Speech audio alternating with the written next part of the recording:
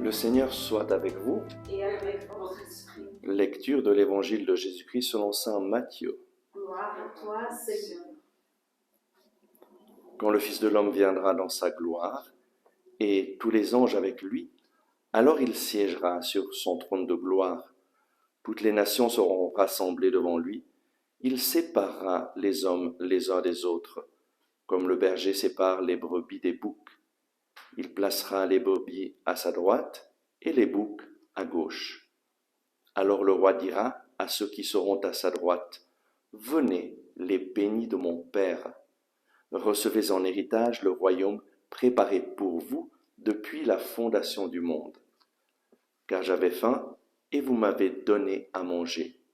J'avais soif, et vous m'avez donné à boire. J'étais un étranger, et vous m'avez accueilli. J'étais nu, et vous m'avez habillé. J'étais malade, et vous m'avez visité. J'étais en prison, et vous êtes venus jusqu'à moi. » Alors les justes lui répondront, « Seigneur, quand est-ce que nous t'avons vu? Tu avais donc faim, et nous t'avons nourri. Tu avais soif, et nous t'avons donné à boire. Tu étais un étranger, et nous t'avons accueilli. Tu étais nu, et nous t'avons habillé. Tu étais malade ou en prison. Quand sommes-nous venus jusqu'à toi? » Et le roi leur répondra, « Amen, je vous le dis. Chaque jour, chaque fois que vous l'avez fait à l'un de ces plus petits de mes frères, c'est à moi que vous l'avez fait. » Acclamons la parole de Dieu. Louange à toi, Seigneur Jésus. Aujourd'hui, nous fêtons la fête de Saint Bernard du Monjou. Saint Bernard est né dans une famille noble vers 1020, et donc ça fait tout juste un peu plus de 1000 ans. Et puis, il était très attiré par les choses de Dieu et il est devenu prêtre, archiprêtre à Aoste, dans la ville d'Aoste. Et à un certain moment, on lui a demandé de reconstruire un monastère qui se trouvait à Bourg-Saint-Pierre, qui avait été détruit par les Sarrasins, un monastère qui servait à accueillir les voyageurs qui passaient du Valais au Val d'Aoste et du Val d'Aoste en Valais.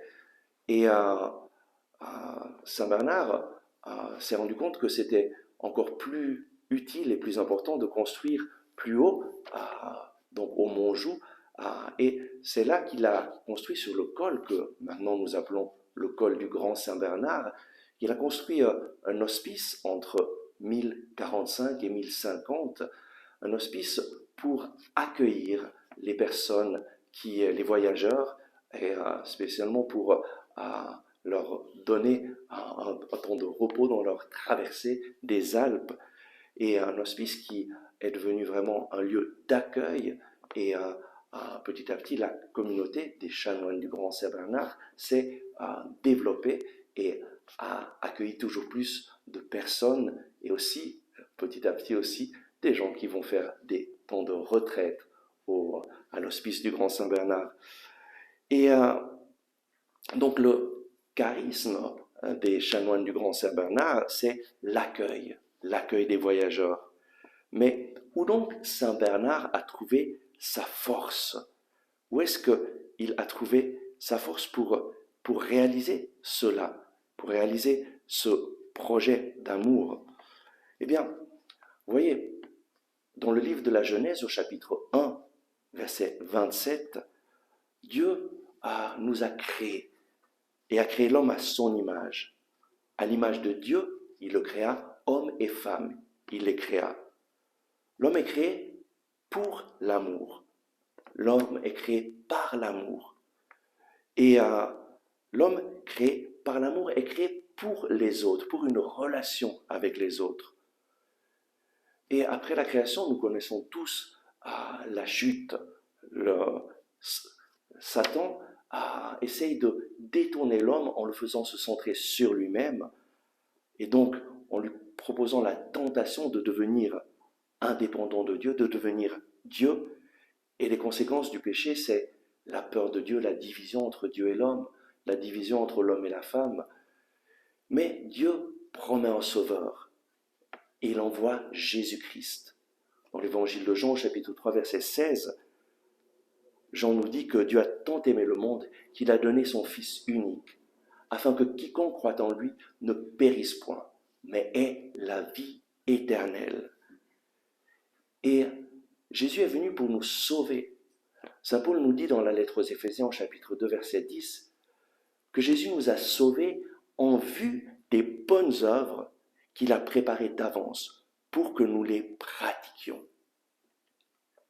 Nous sommes créés pour l'amour et nous sommes créés pour ces bonnes œuvres que Dieu a préparées pour que nous les pratiquions. La personne humaine est faite pour les autres. Et l'évangile d'aujourd'hui nous parle du jugement dernier, quand le Fils de l'homme viendra dans sa gloire.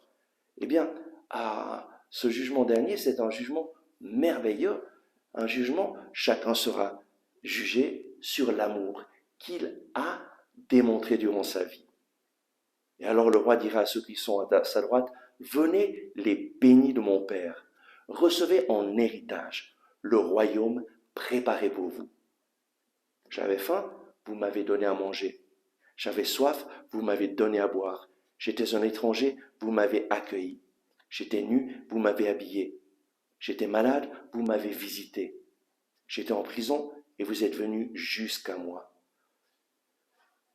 Chaque fois que vous l'avez fait à l'un de ces plus petits de mes frères, c'est à moi que vous l'avez fait. Et voilà ce qui a poussé Saint Bernard à se dédier radicalement à l'accueil des voyageurs. Faire le bien pour les personnes qui sont dans le besoin. Les accueillir comme on accueille Jésus dans notre vie. Et où donc a-t-il trouvé la force pour le faire? Eh bien, nous avons lu dans le psaume qui s'appuie sur le Seigneur, ressemble au mont Sion. Il est inébranlable, il demeure à jamais. La force de Saint Bernard du Monjou, ça a été de s'appuyer sur le Seigneur, de s'appuyer radicalement sur le Seigneur. Et comment s'appuyer sur le Seigneur? Saint Paul, dans la lecture aux Romains que nous avons lue, nous indique, nous donne des indications comment nous appuyer sur le Seigneur. D'abord, soyez unis les uns aux autres par l'affection fraternelle. Et ça, c'est une vocation. La vocation des chanoines du Grand Saint-Bernard, c'est ensemble de s'unir, d'être unis par l'affection fraternelle et ensemble d'être au service, à l'accueil des autres. Ensuite, Saint Paul dit « Restez dans la faveur de l'Esprit. Servez le Seigneur avec joie, avec la joie de l'espérance. Soyez assidus à la prière. » Donc c'est la relation avec Dieu. La prière est une relation avec Dieu où nous accueillons la parole de Dieu, Dieu qui nous parle à travers sa Bible, sa parole, la Bible. Et les chanoines prient tous les jours avec les psaumes. On reçoit la parole de Dieu qui nous parle pour lui répondre à travers notre vie. Et c'est cette relation avec Dieu, cette assiduité à la prière qui nous maintient réveillés et nous donne la force de servir les autres. Et ensuite, Saint Paul dit, partagez avec les fidèles qui sont dans le besoin. Pratiquez l'hospitalité avec empressement. Et c'est là le charisme des chanoines du Grand Saint-Bernard. Pratiquez l'hospitalité.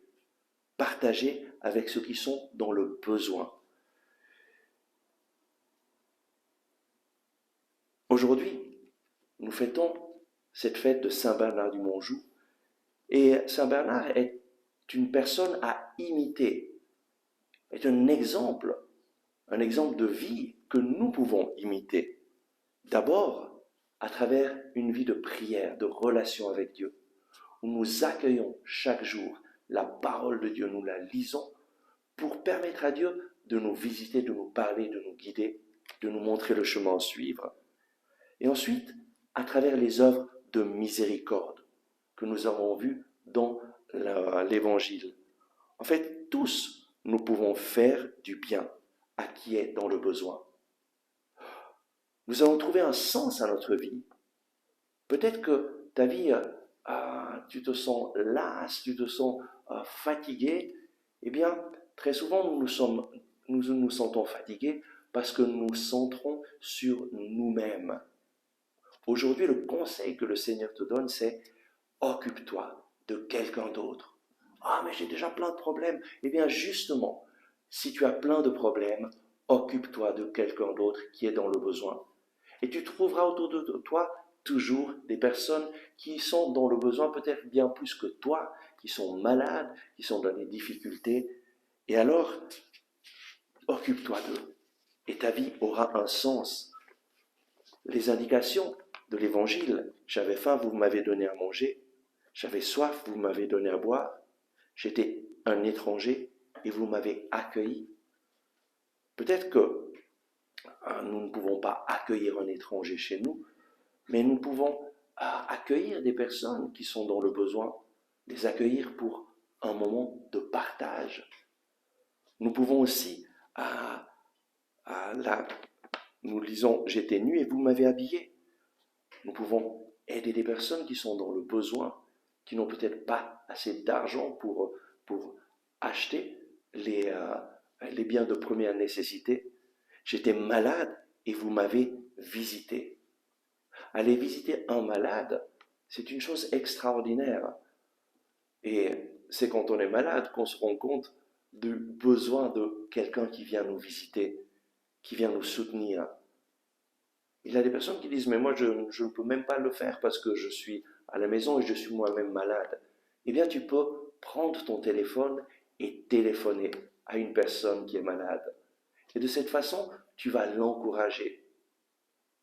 Téléphone-lui pour lui donner des paroles d'encouragement, des paroles d'amour, des paroles de confort, des paroles de soutien. Et alors, ta vie aura un sens. Parce que chaque fois que vous l'avez fait à l'un de ces plus petits de mes frères, c'est à moi que vous l'avez fait, nous dit Jésus. Aujourd'hui, prends une décision. La décision de suivre l'exemple de Saint Bernard et de te mettre à consacrer du temps, d'abord à la prière, pour trouver la force dans le Seigneur, pour trouver l'amour du Seigneur dans ta vie. Et puis, consacre-toi à faire quelque chose de bien pour une personne dans le besoin, pour réaliser ces bonnes œuvres pour lesquelles tu as été créé. Et alors ta vie aura un sens, et alors tu deviendras une bénédiction pour quelqu'un d'autre, et la joie du Seigneur remplira ton cœur. Oui Seigneur, merci pour l'exemple de Saint Bernard, qui nous invite vraiment à nous ouvrir aux autres, à ne pas nous replier sur nous-mêmes, mais à ouvrir nos yeux aux besoins des autres et à les servir. Donne à chacun de nous, en cette semaine, d'ouvrir nos yeux sur les besoins d'au moins une personne et de donner un coup de main, de faire un service d'amour, de faire quelque chose pour que quelqu'un se sente mieux et fasse l'expérience qu'il est aimé. Merci Seigneur. Merci d'avoir regardé ce message. J'espère que vous l'avez aimé et je vous invite à le partager à vos amis, à cliquer sur le bouton j'aime et à vous inscrire à notre chaîne YouTube. Ensemble avec ma communauté, nous prions pour vous et pour votre famille. À demain!